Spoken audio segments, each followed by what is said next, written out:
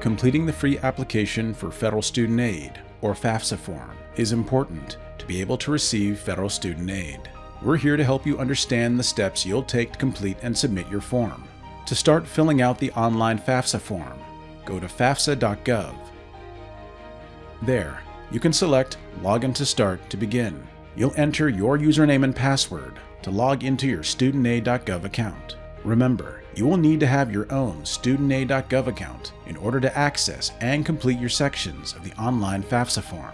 After logging in, you'll select the appropriate role to fill out the FAFSA form. If you're applying for federal student aid for yourself, make sure you select Student. The next pages will help you understand the FAFSA form and process. You'll watch an overview video and learn details about who contributors are on the FAFSA form, what documents you may need to complete the form, what to expect when completing the form, and what happens after you submit the FAFSA form.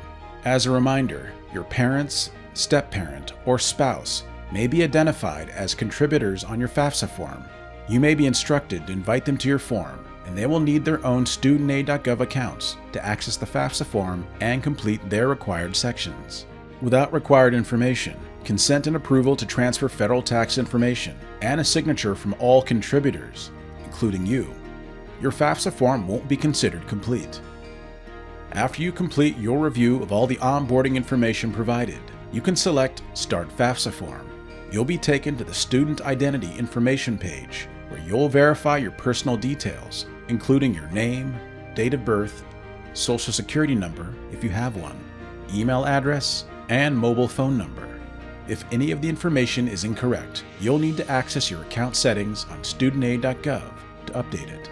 On the next page of the FAFSA form, you'll provide your state of legal residence and the month and year that you became a resident there.